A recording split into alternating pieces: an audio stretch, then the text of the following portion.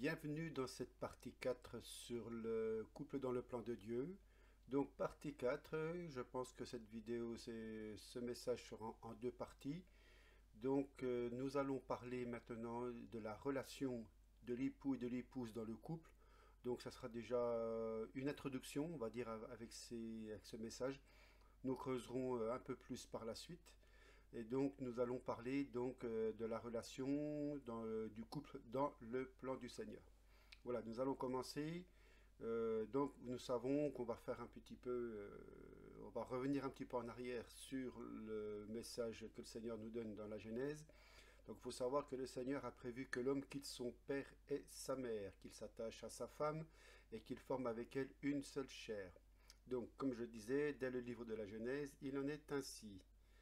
C'est la volonté de Dieu pour l'homme et la femme. Et le Seigneur a prévu dans sa grâce un plan de bonheur parfait sur cette terre entre un homme et une femme qui s'aiment de l'amour du Seigneur. Vous savez, je ne crois pas qu'il y ait sur la terre une relation humaine de bonheur plus intense que celui qui est éprouvé par un homme et par une femme qui s'aiment vraiment de l'amour agapé du Seigneur. Et c'est la raison pour laquelle les souffrances et les détresses et les frustrations sont si grandes quand cet objectif du Seigneur n'est pas atteint. Prenons Proverbe 18, verset 22. Il est écrit « Celui qui trouve une femme trouve le bonheur. » C'est une grâce de Dieu. Celui qui trouve une femme qui lui est donnée par la grâce de Dieu trouve le bonheur. Je dis bien, celui qui trouve une femme qui lui est donnée par la grâce du Seigneur trouve le bonheur. Donc, notre femme ou notre mari doit être celui ou celle qui nous a été destiné par le Seigneur. On ne se marie pas sur un coup de tête ou parce qu'on a un coup de foudre immédiat. Vous voyez où je veux en venir. Il arrive exceptionnellement, je vais bien l'admettre, que cela ouvre la porte à une union véritable et durable jusqu'à la fin de la vie. Il y a des personnes qui se sont rencontrées comme cela, mais en général, il vaut mieux se méfier des coups de foudre. Et ça, je pense que beaucoup vont comprendre où le message va en venir.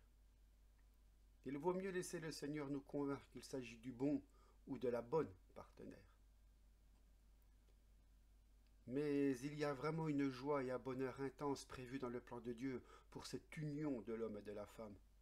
Et quand le mari ou la femme ou les deux prient le Seigneur dans ce sens, comme ceci, Seigneur, bénis mon foyer, mon union avec mon mari ou ma femme, pour que je vive ce bonheur que tu as prévu pour moi. Il prie selon la volonté de Dieu. Et quand nous prions selon la volonté de Dieu, eh bien, il nous écoute. Quand vous lisez le livre du Cantique des Cantiques, c'est un merveilleux poème d'amour entre un homme et une femme. Il y a évidemment une signification spirituelle de l'union entre Jésus et son Église, mais c'est aussi, au premier sens littéral, un merveilleux poème d'amour entre un homme et une femme. Eh bien, lisons quelques versets de ce Cantique des Cantiques. Eh bien, comme au chapitre 4, au début. C'est Salomon qui parle. Voilà ce qui est dit. Que tu es belle, mon ami, que tu es belle. Tes yeux sont des colombes derrière ton voile. Tes cheveux sont comme un troupeau de chèvres suspendus au flanc de la montagne de Galade. Et même un peu plus loin, verset 10.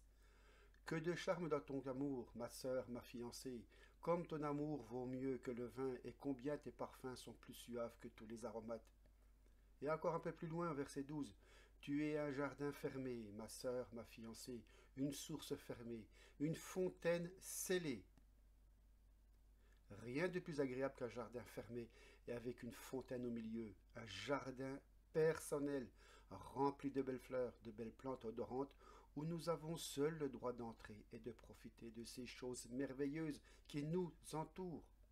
Et là, dans tout ce cantique des cantiques, nous voyons l'amour d'un homme pour une femme et d'une femme pour un homme.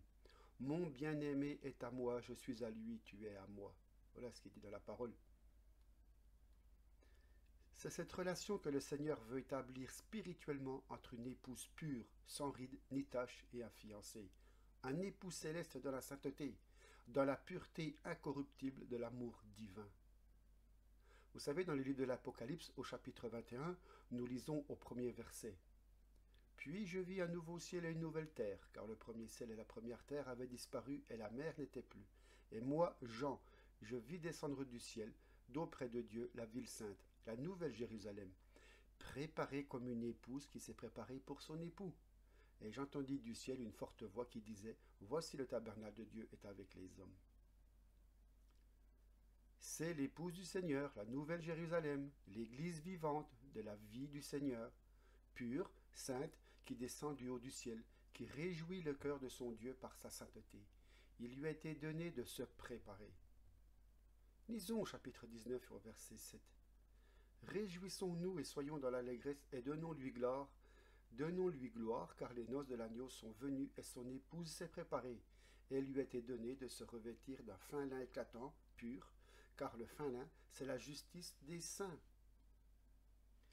Voilà ce que Dieu demande à sa fiancée, et voilà aussi ce que le Seigneur demande à la fiancée terrestre et aux fiancés terrestres. Le mariage est quelque chose de sacré pour le Seigneur. L'union d'un homme et d'une femme, c'est quelque chose de sacré, un engagement pour toujours devant Dieu, et cela se prépare, et cela se garde. Comme c'est beau ce que Dieu a prévu pour l'homme et la femme qu'il a créé. Vous savez, ce mariage que le Seigneur désire pour l'homme et la femme, c'est une alliance. Et cette alliance, dans la Bible, c'est quelque chose de très fort. Rien ne doit rompre une alliance conclue devant le Seigneur et selon la volonté de Dieu. Seule la mort peut séparer l'homme et la femme mariés. C'est un engagement volontaire, libre et définitif d'un homme envers une femme, d'une femme envers un homme. L'engagement est volontaire, libre et définitif. Il ne doit y avoir aucune idée de retour en arrière. Pour le Seigneur, c'est un engagement définitif, même quand un homme et une femme ne sont pas chrétiens.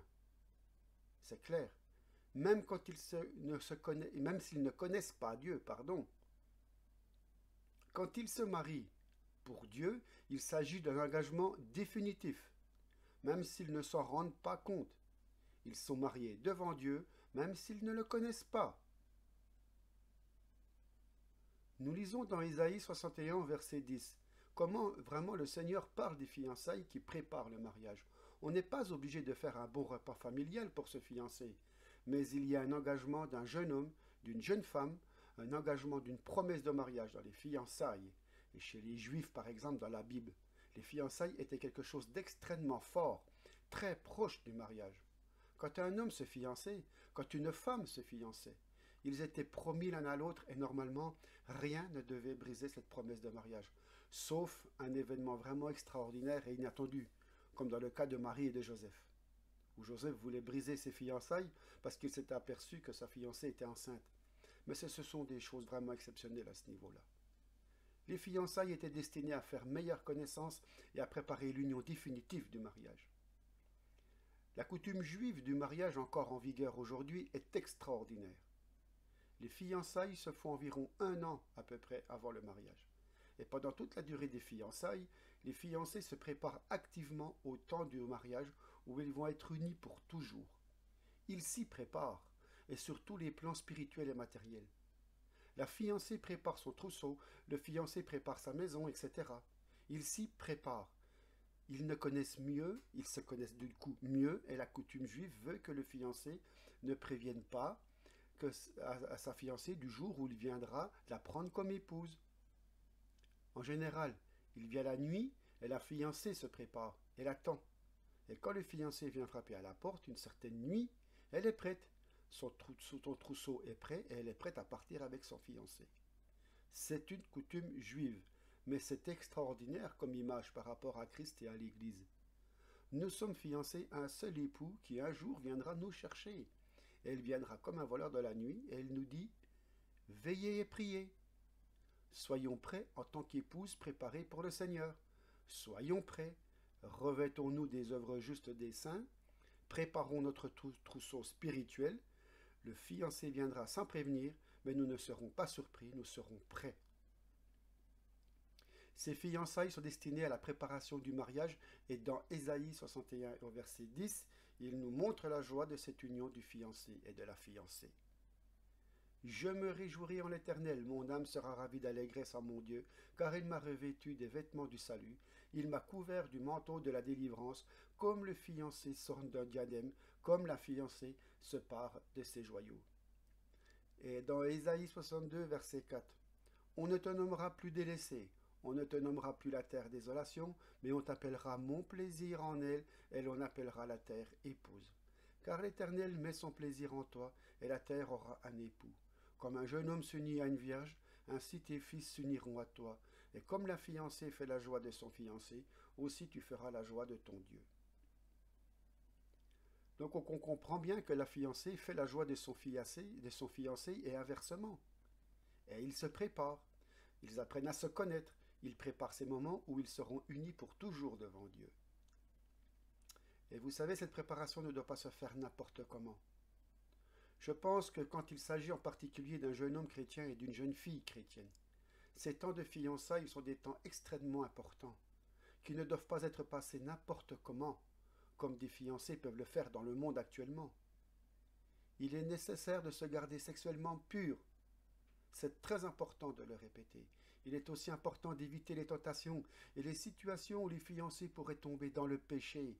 Éviter les situations où ils peuvent se trouver seuls ensemble, isolés des autres trop longtemps. Il faut éviter les situations où il pourrait même y avoir une apparence de péché, où l'un passerait la nuit chez l'autre et inversement. Ce sont des choses qui ternissent le témoignage chrétien. Et je crois que ce sont des choses à éviter. De même dans les manifestations de tendresse et d'affection trop évidentes en public.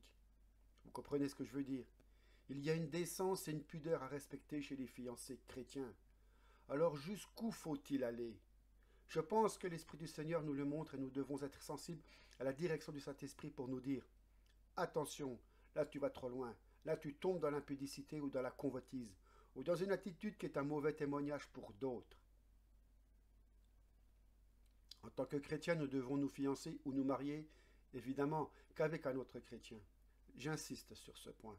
C'est quelque chose de très important. Ne nous imaginons pas que nous pouvons nous marier avec un non-chrétien en espérant amener le conjoint au Seigneur. S'il n'est pas chrétien, nous allons au-devant de très grandes difficultés, parce que tout d'abord, nous désobéissons déjà à la parole de Dieu. Quand le Seigneur nous dit que nous ne devons pas nous mettre avec des infidèles sous un joug étranger, cela concerne aussi et en premier lieu le conjoint. Un chrétien ne doit pas s'associer avec un non-chrétien, en particulier comme dans le domaine commercial par exemple, sous peine de désobéir au Seigneur, ce qui empêchera de recevoir la bénédiction de Dieu sur lui. Dans le cas du mariage, c'est quelque chose de fondamental. Il ne faut jamais s'associer avec quelqu'un qui n'est pas fidèle au Seigneur. Quelle communion y a-t-il entre la lumière et les ténèbres, entre Christ et Bélial? Bélial est un des noms de Satan. L'apôtre Paul assimile le chrétien à Christ, la lumière, et assimile le non-chrétien à Satan, les ténèbres. Peut-il y avoir une communion possible entre les deux? Bien des échecs seraient évités si les jeunes chrétiens veillaient à cela. Il faut attendre que le non-converti se convertisse vraiment avant d'espérer un lien quelconque de fiançailles ou de mariage. Et en ce qui concerne les relations du couple, donc, on va commencer par parler de ce que le Seigneur désire dans son plan parfait. Et puis nous verrons après les problèmes particuliers qui peuvent se poser lorsque le plan parfait de Dieu n'est pas respecté, soit par l'un, soit par les deux conjoints. Je vous propose de lire en premier un passage dans Éphésiens au chapitre 5, à partir du verset 22. Et en ce qui concerne les relations mari et femme, mari-femme, nous retrouverons les mêmes principes établis par Dieu dans les relations entre hommes et femmes en général. C'est-à-dire que nous retrouverons ce principe spirituel de l'hiérarchie spirituelle que Dieu veut établir entre l'homme et la femme, entre le mari et l'épouse, dans l'amour du Seigneur. Donc, Éphésiens 5, au verset 22. Femmes, soyez soumises à votre mari comme au Seigneur, car le mari est le chef de la femme, comme Christ est le chef de l'Église, qui est son corps et dont il est le sauveur. Or, de même que l'Église est soumise à Christ, les femmes aussi doivent l'être à leur mari en toutes choses. Quand le Seigneur dit quelque chose, il veut dire ce qu'il veut dire. Et s'il demande aux femmes chrétiennes d'être soumises à leur mari en toutes choses, c'est qu'il veut bien dire en toutes choses. Mais il dit être soumises, c'est une attitude de cœur, la soumission. Et on va distinguer la soumission de l'obéissance aveugle. Ce que le Seigneur demande, ce n'est pas une obéissance aveugle, c'est une soumission en toutes choses. Et la limite, c'est la parole de Dieu qui l'établit. Car si le mari était soit incroyant, soit chrétien rétrograde ou vivant dans le péché, et s'il devait demander à sa femme de faire quelque chose que la parole de Dieu interdit, à ce moment-là, le devoir de la femme, c'est de lui dire avec amour, avec tendresse, non, mon chéri, je suis chrétienne, je ne peux pas te suivre sur ce terrain parce que c'est le terrain du péché et je veux rester pur devant le Seigneur. Mais sachez qu'elle le fait dans un esprit de soumission, c'est-à-dire sans révolte, sans colère, sans rébellion. C'est l'esprit de rébellion qui est dans le monde, l'esprit de contestation. Il n'en est pas ainsi dans l'Église du Seigneur. L'épouse reste soumise, elle reste dans la douceur, elle ne se révolte pas, elle ne commence pas à se rebeller contre son mari. Elle lui dit simplement avec douceur, mais fermeté, je ne te suivrai pas sur ce terrain, je reste fidèle à mon Dieu, je suis soumise à toi, je ne me rebelle pas contre toi, mais je ne veux pas te suivre sur le terrain du péché. Nous verrons quelques exemples plus loin. Mais ils ajoutent aussitôt au verset 25, Marie, aimez vos femmes comme Christ a aimé l'Église et s'est livré lui-même pour elle afin de la sanctifier. On est toujours dans Éphésiens 5, 25. Alors nous, les maris, est-ce que nous aimons nos épouses comme Christ a aimé l'Église? Il est bon de nous rappeler à un moment la manière dont Jésus a aimé l'Église. Comment a-t-il aimé l'Église? Eh bien, en acceptant de se dépouiller de sa puissance manifestée dans les cieux, pour venir habiter humblement dans un simple corps d'homme, pour s'humilier lui-même et se comporter comme un serviteur, le serviteur de tous. Il a lavé les pieds de ses disciples, mais il est allé plus loin. Il est allé jusqu'à la croix, jusqu'au don de sa vie pour nous sauver, et accepter cette mort infamante de la croix par amour pour son Église, par amour pour ceux qu'il avait sauvés. Il a donné sa vie. Et nous, les maris, je crois que notre problème, c'est celui-là, celui de l'égoïsme. Parce que pour aimer nos femmes comme Christ a aimé l'Église, il faut être rempli du même esprit que celui de Jésus-Christ. L'esprit de service, l'esprit de sacrifice de soi, de sa propre vie, par amour pour son épouse. Et ça implique aussi que dans certains cas, le mari accepte de renoncer à ses droits d'autorité pour que sa femme soit inconvertie, soit qui ne marche pas dans une vie vraiment spirituelle, puisse être vraiment gagnée par l'exemple de son mari. Il aura le droit d'exercer son autorité pour demander la soumission de son épouse, mais dans certains cas, quand évidemment la parole de Dieu et quand le péché n'est pas en jeu, bien sûr. Il accepte de renoncer à cette décision autoritaire qu'il aurait pu faire respecter par amour pour sa femme et pour lui faire comprendre certaines choses. Voici un exemple pour un petit cas tout banal, mais vous pouvez l'appliquer à des problèmes plus importants. C'est une femme qui n'aimait pas les animaux dans sa maison. Le mari aimait énormément les chats et elle ne les aimait pas. Et il en voulait un. Et quand il a vu l'opposition de sa femme, il lui a fait comprendre qu'il aurait bien aimé avoir un chat et la femme a dit non. Et ils ont eu une discussion vive à ce sujet. Ils sont allés chacun de son côté, en se quittant sur son mouvement d'humeur, puis le Seigneur a parlé au cœur de chacun. Il a dit au mari, mais bien sûr, tu sais que tu pourrais lui imposer et tu pourrais lui montrer ce passage. Sois soumise en toutes choses à ton mari. Ce n'est pas un péché d'avoir un chat chez soi, mais par égard pour ton épouse, tu vas renoncer à ce que tu voudras avoir et tu vas lui dire, ma chérie, d'accord, je respecte ta position, je renonce à ce chat. Mais pendant ce temps-là, le Seigneur parlait aussi à son épouse pour lui dire, tu vois, tu as été un peu dur, quand même avec ton mari. Tu vois qu'il aime les chats, après tout. Ce n'est pas si terrible. Il y a un peu de travail à faire pour le nourrir et le nettoyer, mais il aime ça. Pourquoi le priver de ce plaisir par ton égoïsme? Accepte donc.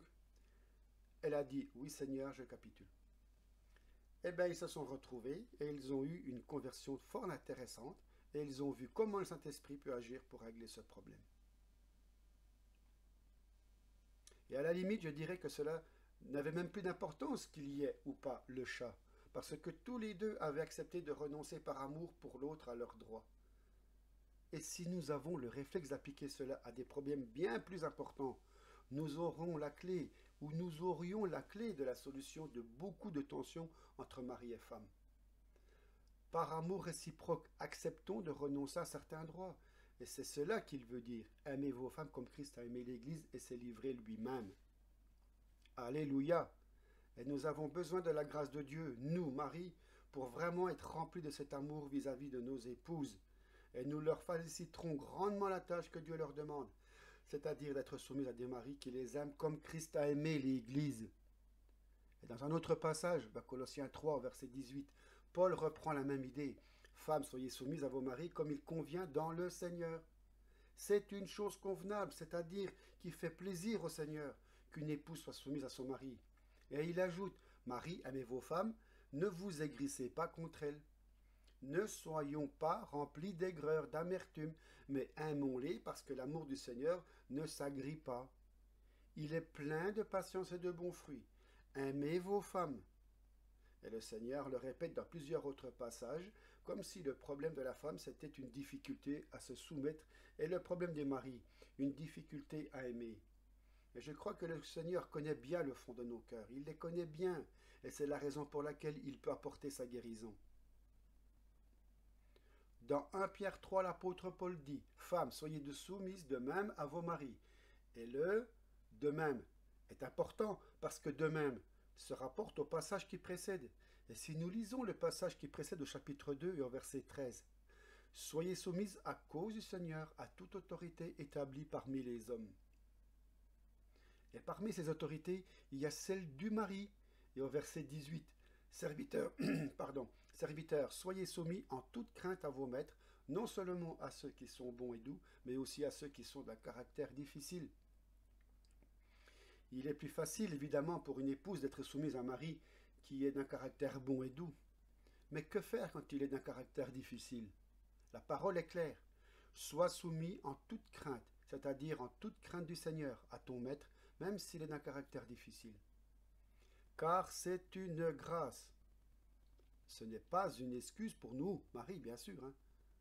C'est une grâce que de supporter des afflictions par motif de conscience envers Dieu quand on souffre injustement. En effet, quelle gloire y a-t-il à supporter de mauvais traitements pour avoir commis des fautes? Mais si vous supportez la souffrance lorsque vous faites ce qui est bien, c'est une grâce devant Dieu, et c'est à cela que vous avez été appelés. Cela veut dire, c'est à cela que vous avez été destinés. 1 Pierre 2, versets 18 à 21. C'est à cela que nous, chrétiens, nous avons été destinés. Hommes, femmes, mari ou épouse, de toute manière, le Seigneur nous a destinés à supporter de mauvais traitements sans avoir commis de faute. Celui qui veut vivre saintement sera persécuté. Satan a une haine totale contre Jésus et il la reporte sur les enfants de Dieu. Et l'esprit de Satan est dans le monde. Il est le maître de ce monde. Et nous pouvons être sûrs que quand nous nous efforcerons de marcher dans la sainteté, dans l'obéissance, nous allons supporter par la volonté de Dieu de mauvais traitements de la part des autres sans que nous n'ayons jamais rien fait de mal.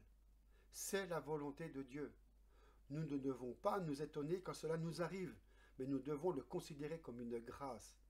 Toutefois, ce n'est pas une grâce si les mauvais traitements que nous recevons sont dus à notre mauvais caractère ou à notre mauvais comportement. Soyons bien sûrs de manifester le fruit de l'esprit, d'être dans la volonté de Dieu. Et plus nous manifesterons le fruit de l'esprit, plus nous serons soumis à des persécutions injustes, qui seront une grâce. Parfois, on peut aussi rencontrer un chrétien marié à une femme non chrétienne, d'un caractère détestable, qui persécute son mari. Ce cas existe aussi, mais en général, c'est le cas inverse qui est le plus fréquent, c'est-à-dire le cas des épouses qui reçoivent des traitements injustes de la part de leur mari. Il n'est pas facile de recevoir de son conjoint non chrétien des mauvais traitements à cause de Christ, à cause du témoignage que nous rendons, à cause du simple fait de vivre selon la parole de Dieu. Et c'est que nous sommes prêts à recevoir des traitements injustes sans murmurer, sans commencer à nous apitoyer sur nous-mêmes, sans commencer à nous plaindre devant Dieu, comme si cela n'était pas la volonté de Dieu.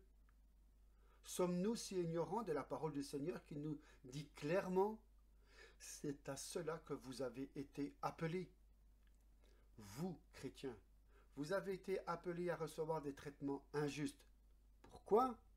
Pierre dit au verset 21, « Parce que Christ aussi a souffert pour vous, vous laissant un exemple afin que vous suiviez ses traces. Lui qui n'a pas commis de péché, dans la bouche duquel il ne s'est pas trouvé de fraude, lui qui injuriait ne rendait point d'injures, maltraitait, ne faisait point de menaces, mais s'en remettait à celui qui juge justement. Femmes, soyez soumis de même à vos maris. » 1 Pierre 2, 21 et suivant. Vous voyez le rapport entre ces deux passages? Le passage de 1 Pierre 2, 18 concernant les serviteurs qui ont un maître difficile et le passage de 1 Pierre 3, 1 concernant les épouses qui ont un mari difficile. Femmes, soyez de même, donc de la même manière que les serviteurs, soumis à vos maris, qui sont d'un caractère difficile, afin que si quelqu'un n'obéisse pas à la parole, il soit gagné sans parole. C'est peut-être difficile, mes sœurs, mais c'est la volonté de Dieu, sans parole. Et je continue par la conduite de leurs femmes en voyant votre manière de vivre chaste et réservée. 1 Pierre 3, versets 1 à 2. Vous savez, je ne minimise pas les souffrances de nombreuses sœurs en Christ qui souffrent sous l'autorité tyrannique d'un mari qui n'est pas chrétien, ou même, hélas, quelquefois d'un mari qui se dit chrétien et qui tyrannise son épouse. Je ne minimise pas du tout ces souffrances, mais nous devons être ouverts à la solution que le Seigneur nous propose. Être sans parole dans une conduite chaste, pure et réservée, pour gagner sans parole les maris qui sont d'un caractère difficile. Et au verset 4, Pierre dit, « Ayez la parure intérieure et cachée dans le cœur. » Elle n'est pas cachée pour Dieu, cette parure. Elle est peut-être cachée aux yeux des hommes, mais elle brille comme un diamant aux yeux du Seigneur. Cette parure cachée dans le cœur, la pureté incorruptible d'un esprit doux et paisible qui est d'un grand prix devant Dieu. Ayez comme Moïse les yeux fixés sur la rémunération qui l'attendait. Il y aura un jour où toutes les choses cachées seront mises à nu devant tous.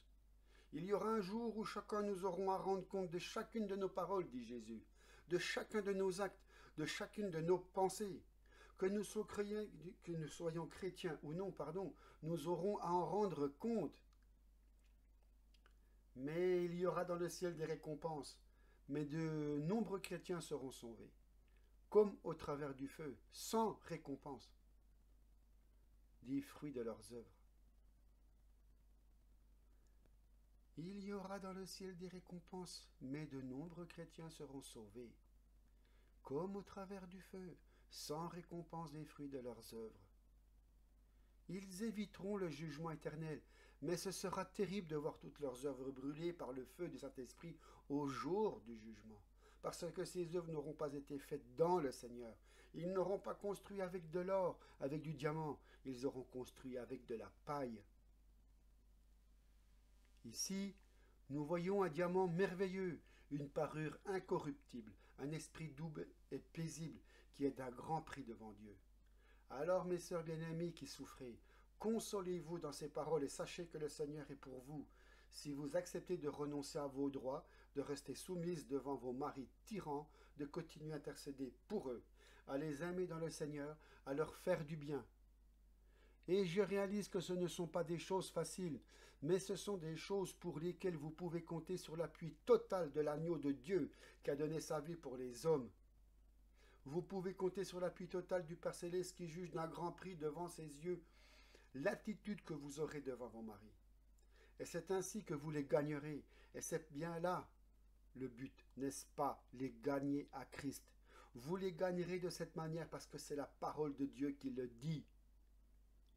Pierre 3, 5, 6, 1 Pierre 3, 5 à 6. Ainsi se paraît autrefois ces saintes femmes qui espéraient en Dieu, soumises à leur mari comme Sarah qui obéissait à Abraham. Elle appelait son Seigneur. C'est d'elle que vous êtes devenues les filles en faisant ce qui est bien, sans vous laisser troubler par aucune crainte.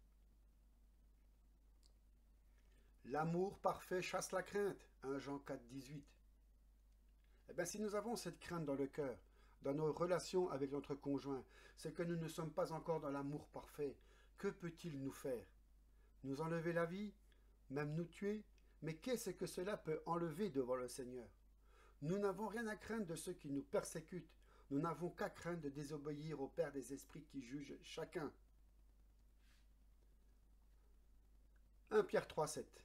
On continue. Marie, Montrez à votre tour de la sagesse dans vos rapports avec vos femmes comme avec un sexe plus faible. Montrez de la sagesse, c'est-à-dire la sagesse de Dieu. Le fait de savoir ce qu'il faut dire, ce qu'il faut faire au bon moment. Manques-tu de sagesse?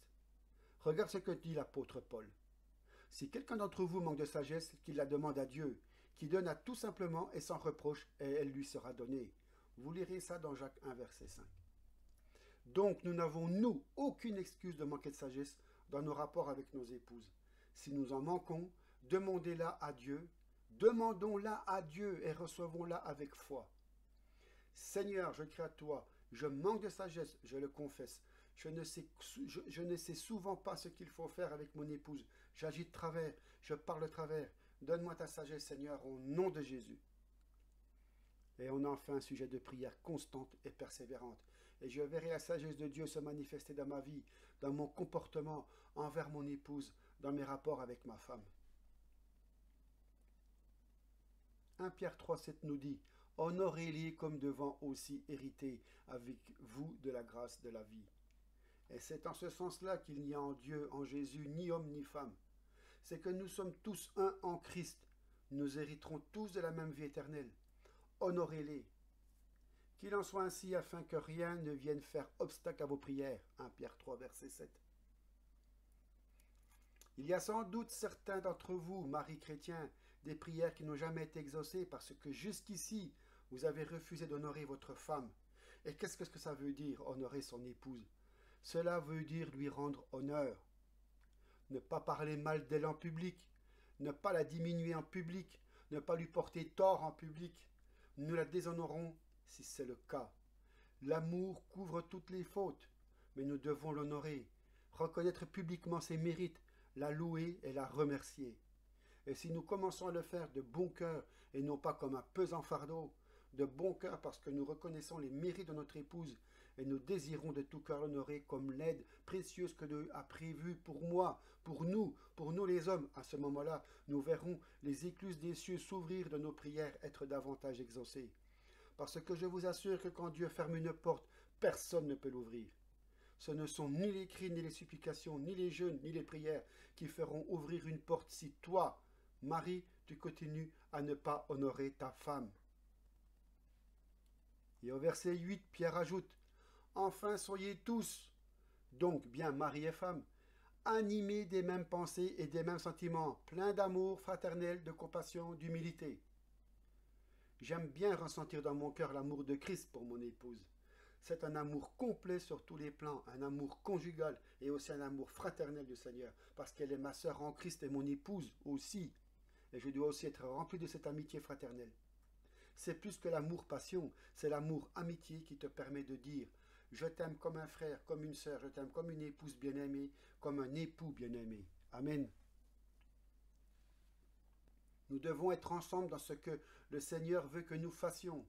Nous sommes comme les deux doigts d'une main et nous accomplissons ensemble tout ce que le Seigneur a prévu que nous fassions. Pour moi, cela a été une leçon que j'ai dû apprendre péniblement quelquefois. Et Dieu m'a fait comprendre que tout ce que nous entreprenons ensemble, nous le réussissons. C'est extraordinaire. Alors, voyant cela, nous en avons vite tiré la conclusion. Évitons de prendre une décision importante, soit l'un, soit l'autre.